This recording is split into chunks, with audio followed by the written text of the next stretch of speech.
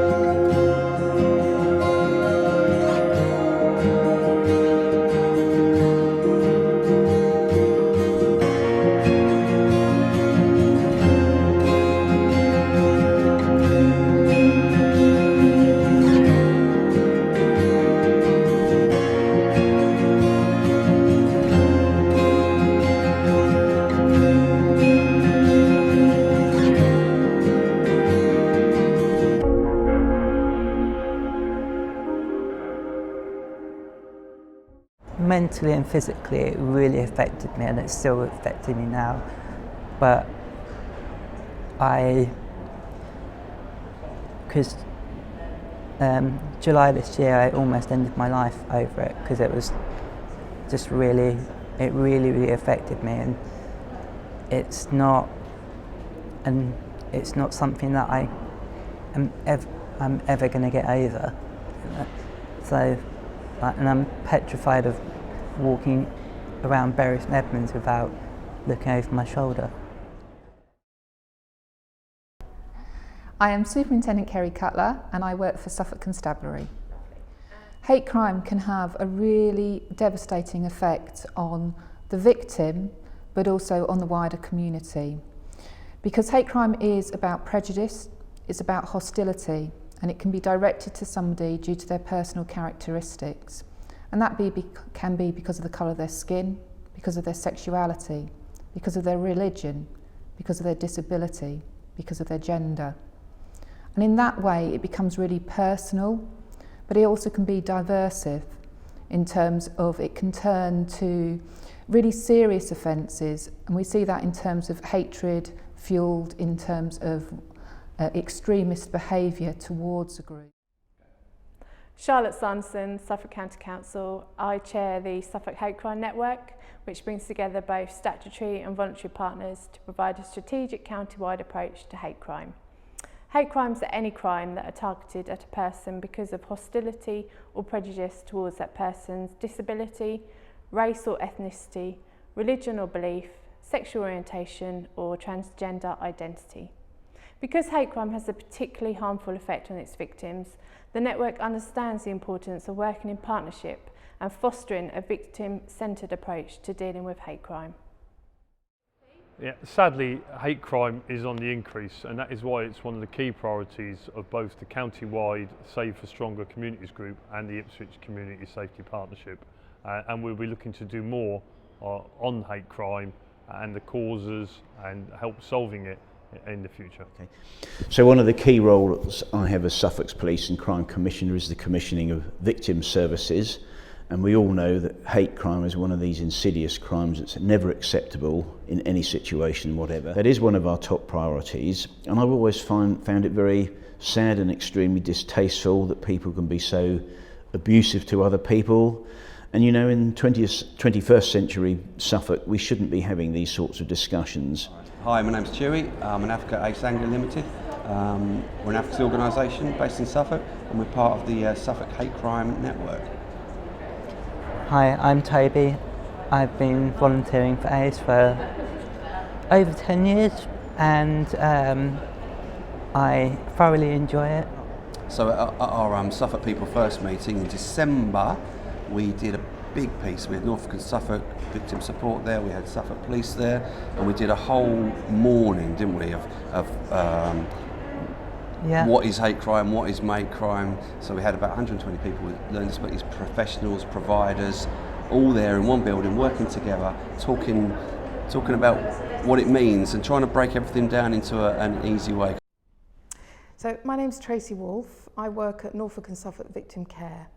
My role is the engagement lead, so it's primarily about going out and talking to people about what we do and raising awareness and raising the profile of the organisation, because lots of people out there either don't know who we are and don't understand exactly what it is that we do. We offer a free and confidential service to anyone who's been a victim of any crime. It doesn't matter how long ago the crime happened. It could be 2 days ago, 2 months ago, 3 years ago. And the crimes don't have to be reported to the police for people to access our support. We are an independent charity working very closely with the police. My name is Fanwa Mtumburi. I'm the director of the Ipswich and Suffolk Council for Racial Equality, and we are a member of the Suffolk Hate Crime Network. So one of the things that we did as part of the partnership is we delivered training to our staff and to members of the community and our volunteers with the aim that they will continue to disseminate this information to other members of the community. And this is a service that we will continue to provide, because awareness is really critical for people to know that whatever is happening to them shouldn't be happening, and that they've got the law to tend to, and they've got services and other organizations that can support them in terms of alleviating what is happening to them. Working in partnership is the way to go. No one organization can be everything to everyone. We all have got our expertise. At ISCRI, we believe that we are very good at supporting people from black and minority ethnic backgrounds. But you find out that somebody will turn up and they are a black woman from an LGBT community who are disabled, and the kind of support that they will need is, we can support them with some of the cultural issues, but we then benefit from other members on the partnership who give us the experience and the expertise that they have in terms of supporting people. So we can provide a much more comprehensive support to our communities than what we can by ourselves. And it's well, the word partnership is a verb as well as a noun, and when I chair this partnership, I'm really keen that all the partners actually add value to the partnership and to their own organisations by working together. I did hear some feedback a while ago. One of our case managers was working with someone, and the contact was mainly by email. We work 9 to 5, but this particular person was really struggling to sleep. And one of the things that really helped them more than anything when they were dealing with panic attacks and anxiety related to being a victim of hate crime was being able to email us and know that that email would be responded to first thing the next morning. Even though they didn't have anyone to talk to at 3 in the morning, they felt like they were able to communicate with their case manager, who duly responded with the support that they needed. And to them, they said it just felt like a lifeline.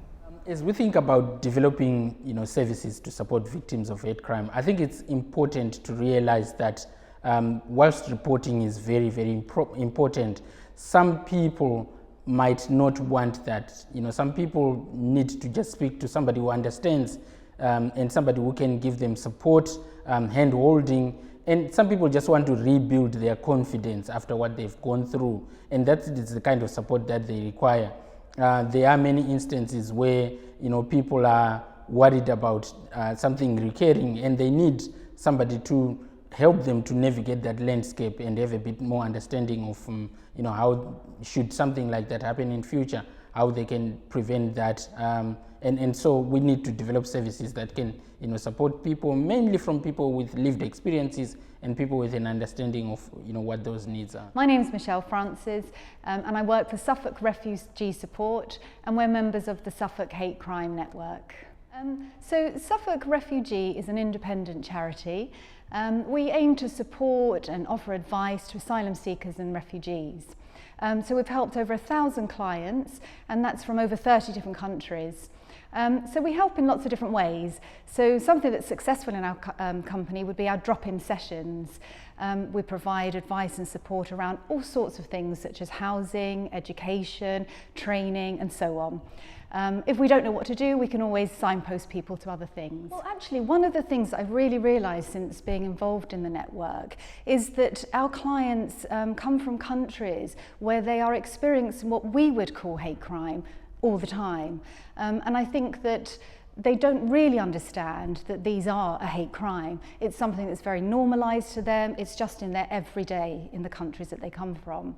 So what we aim to do is when they come over to the UK is we aim to really show them that actually these things and behaviours are not acceptable, and that in the UK we work hard to make people feel safe and not have to experience that. From a personal perspective, when I first came out about 30 years ago, homophobia was just acceptable in society, and I don't remember at that point there even being the word hate crime that I could attribute that to. So I guess I've spent many years working through that. So when I hear homophobic abuse now, it certainly triggers feelings from way back when I just had to live with it. So that personal experience has really helped me understand what happens for people who experience any kind of hate crime, whether it's homophobia, transphobia, to do with disability, gender, absolutely anything. It's pretty tough for people who experience that. And the kinds of things that can happen are, it can make people feel really isolated, it can make people turn in on themselves, blame themselves, feel like they don't fit into society. It can make it very hard for people to get out and go to work. They might struggle in their relationships, have anxiety, panic attacks, not sleeping. There's so many things that can happen as a result of being impacted by hate crime. Being assaulted is not something that I want for anyone else to have to go through, because it really isn't acceptable. Everyone has a learning disability in some form. We're all different, and we all need to be treated as equals, and not sort of looking at them and thinking, oh, he's got a learning disability and he's obviously not well. We all need help in different ways, but you need to basically talk to them and not just assume that they don't want to talk, because I want to talk to someone, but it was just like, it took me a while to sort of get where I want to be, and I'm slowly getting there now. Okay, so it's been quite disturbing to learn the increase in the levels of hate crimes right across Suffolk. It's not just the preserve of the urban areas, it happens out in our rural communities as well. I don't quite understand the reasons for this, but one thing I'm crystal clear about it is looking after the needs of victims. You can get support, as I say, from Norfolk and Suffolk Victim Care. You don't have to report to the police, there are other mechanisms, so please feel free to go straight to this organisation. They will help you overcome the difficulties and, in cases, traumatic experience that people have felt, so that you can rebuild trust and confidence in society generally and move on.